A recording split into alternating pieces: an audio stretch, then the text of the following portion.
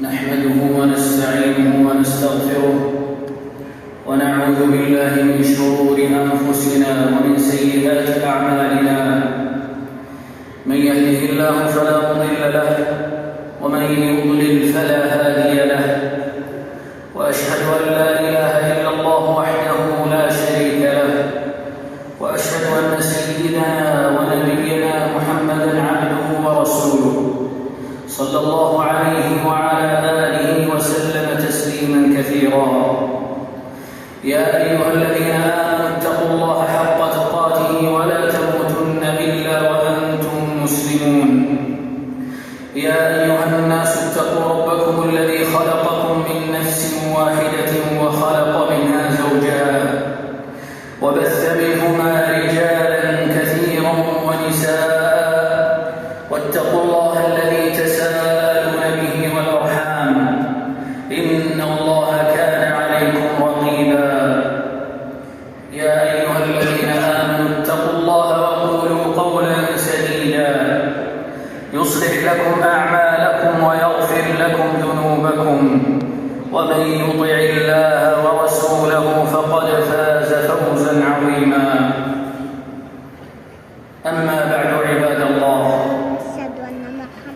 فإن من محاسن ديننا وشواهد كماله أن أشاد بمكارم الأخلاق وعظم شأنها ورغب في محاسن الآداب وفخمها، بل جعلها الحق المبين سبحانه عبادة تثقل بها موازين الحسنات وتتفاضل بها الدرجات في الجنات.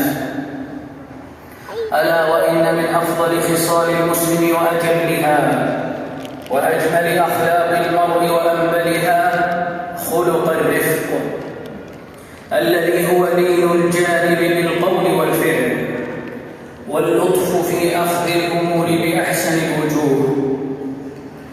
الرفق يا عباد الله من صفات الله تعالى وتقدس. قال عليه الصلاة والسلام: إن الله رفيق يحب الرفق، ويعطي على الرفق ما لا يعطي على العنف، وما لا يعطي على ما سواه. فالمؤمن الذي يرفق في محل الرفق قد وافق ربه في صفة من صفاته، ومن وافقه في صفة منها قادته تلك الصفة بزمامه وأدخلته عليه وأدنته منه وقربته من رحمته.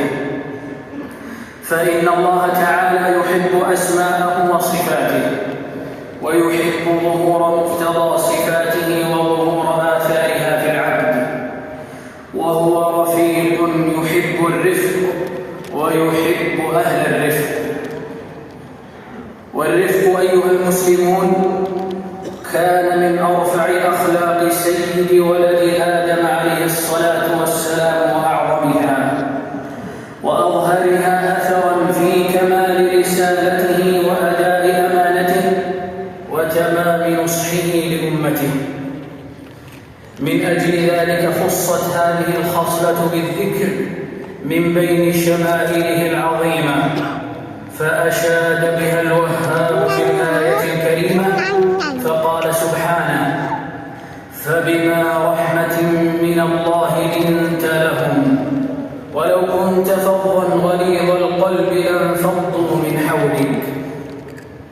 لقد كان عليه الصلاة والسلام رفيقا في حزم، متأنيا في عزم، لينا من غير ضعف.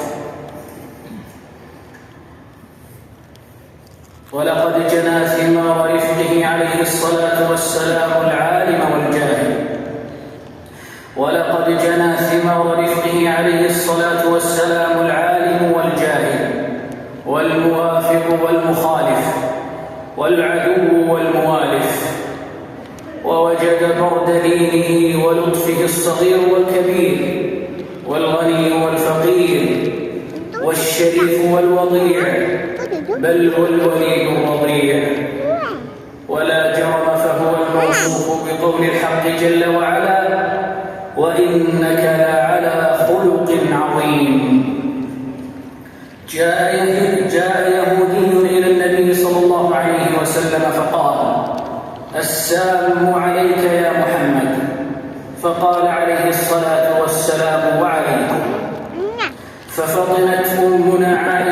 رضي الله تعالى عنها لمقالة اليهودي فقالت: وعليكم السام واللعنة. فقال صلى الله عليه وسلم: مهلا يا عائشة، إن الله رفيق يحب أهل الرفق. أخرجه الإمام البخاري. وفي لفظ مسلم: إن الله يعطي على الرفق ما لا يعطي على العنف. فالله تعالى رفيق في أفعاله، خلق السماوات والأرض في 6 أيام مع قدرته على خلقهما في لمحة ولحظة، فخلقهن في 6 أيام تعليما لخلقه التثبت والتأني في الأمور. وأما رفقه عليه الصلاة والسلام بالمؤمنين ولطفه بهم وبولدانهم فشواهده كثيرة شهيرة، منها ما أخبرت به أم قيس بنت محصن رضي الله تعالى عنها أنها أتت بابن لها صغير لم يأكل الطعام إلى النبي صلى الله عليه وسلم، فأجلسه في حجره فبال على ثوبه، فدعا النبي صلى الله عليه وسلم بماء فنضحه ولم يغسله. وفي هذا الخبر ما فيه من دين النبي صلى الله عليه وسلم ورفقه واستعماله غاية اللطف جبرا لقلب أم الرضيع حين أجلس وليدها في حجره، ثم لم يظهر عليه السلام تبرما ولم يضق ذرعا بوقوع النجاسة على ثوبه الطاهر، ولم يزد على أن أمر بماء فأهيق على ثوبه. وعن جابر بن سمرة رضي الله تعالى عنه قال: صليت مع النبي صلى الله عليه وسلم ثم خرج فاستقبله ولدان فجعل يمسح خدي أحدهم واحدا فمسح خدي فوجدت ليده بردا أو ريحا كأنما أخرجها من جبنة عطار. وكل عامل يريد الإحسان لنفسه ولأمته محتاج لاستعمال الرفق واستصحابه، وكذا كل داع إلى الله ومعلم وآمر بمعروف أو ناه عن منكر، بل هم أعظم الناس حاجة إلى لزوم الرفق. أسوتهم في ذلك رسول الله صلى الله عليه وسلم. فعن أبي رفاعة العدوي رضي الله عنه قال: انتهيت إلى النبي صلى الله عليه وسلم وهو يخطب فقلت: يا رسول الله، رجل غريب جاء يسأل عن دينه لا يدري ما دينه. قال: فأقبل علي رسول الله صلى الله عليه وسلم وترك خطبته حتى انتهى إلي، فأتي بكرسي حسبت قوائمه حديدا. قال: فقعد عليه رسول الله صلى الله عليه وسلم وجعل يعلمني مما علمه الله، ثم أتى خطبته فأتم آخرها. وقال الإمام الجليل سفيان بن سعيد الثوري: ينبغي للآمر بالمعروف والناهي عن المنكر أن يكون عالما بما يأمر به، عالما بما ينهى عنه، عدلا فيما يأمر به، عدلا فيما ينهى عنه، رفيقا فيما يأمر به، رفيقا فيما ينهى عنه. عباد الله، الرفق ثمرة صفتين محمودتين يحبهما الله سبحانه، هما الحلم والأناة. فمتى حاز المرء هاتين الخصلتين فلا بد أن يكون رفيقا، تظهر آثار رفقه سدادا في قوله وفعله، وتماما في مروءته، ومحبة إلى الله وإلى عباده. فمن كان مجبولا عليهما فليحمد الله تعالى وليشكره، فقد أوتي خيرا كثيرا. ومن لم يكن كذلك فليسألهما من المنان الرحمن، وليكتسبهما بمجاهدة النفس والشيطان، فإنما يأمرانه بضديهما، وهما الغضب والعجلة، وهما أسرع ضررا على العاقل من نار سرت في هشيم يابس. أيها المسلمون، بالرفق تتحقق للعباد معظم مصالح الدين والدنيا، بل الخير كله في الرفق. قال عليه الصلاة والسلام: من يحرم الرفق يحرم الخير كله.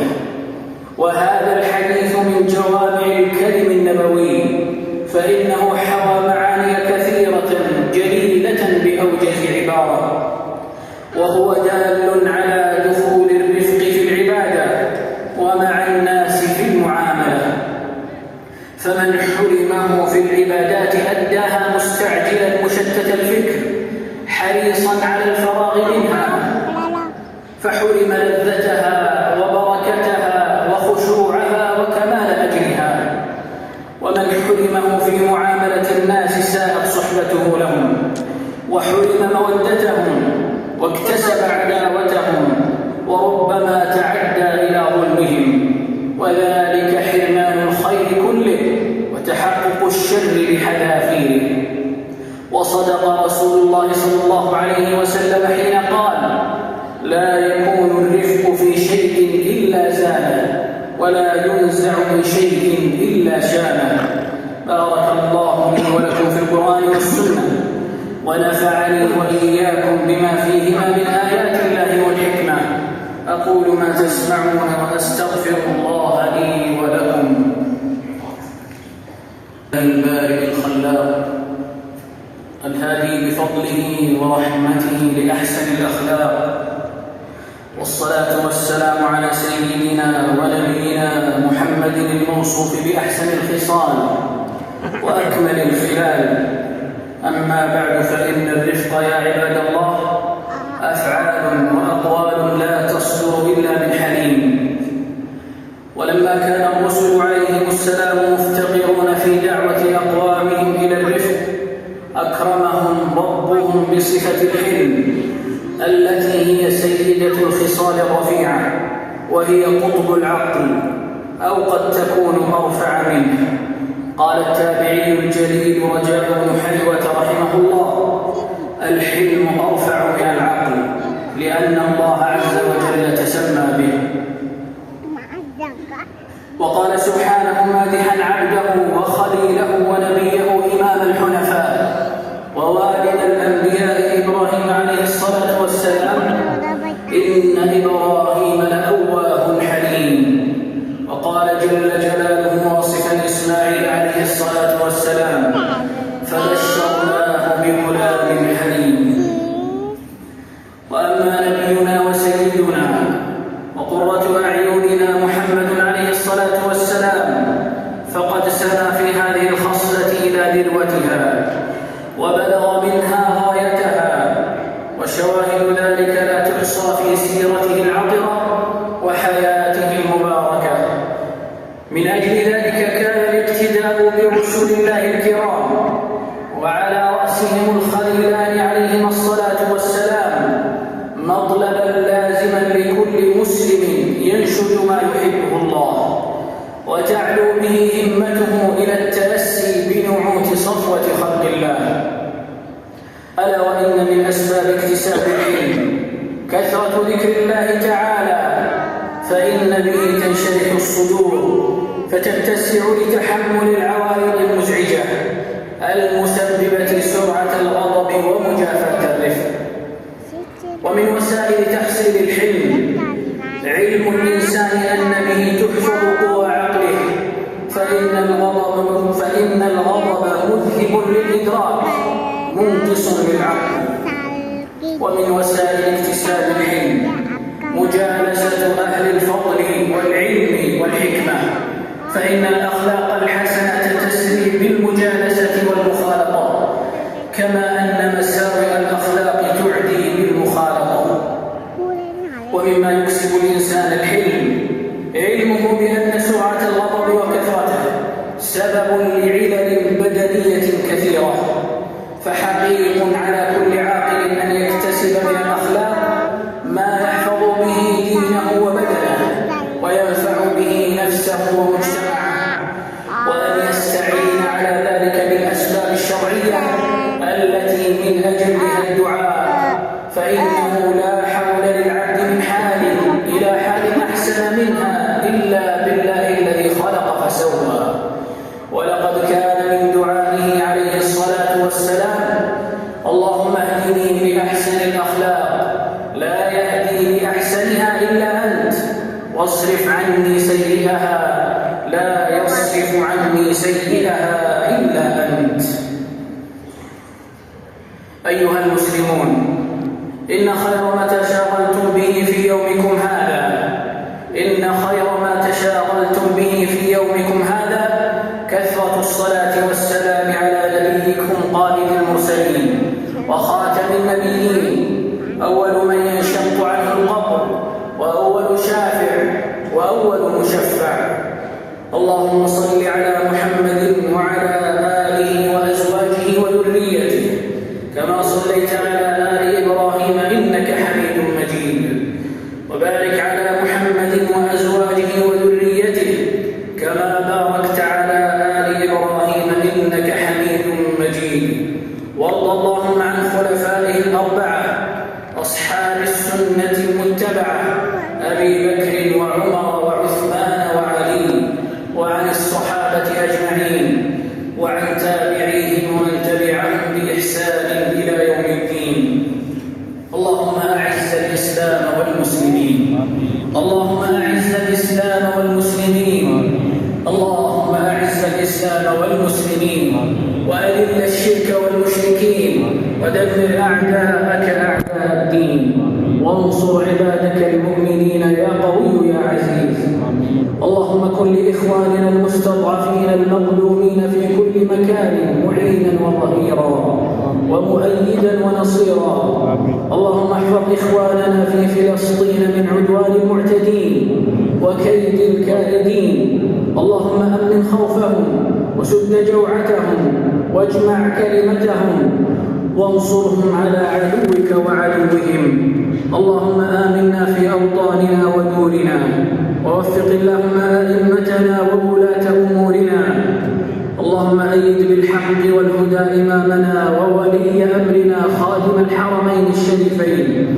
اللهم وفقه وولي عهده لما فيه خير الإسلام والمسلمين. ووفق اللهم جميع ولاة أمور المسلمين للعمل بكتابك وسنة نبيك يا أرحم الراحمين. عباد الله، اذكروا الله يذكركم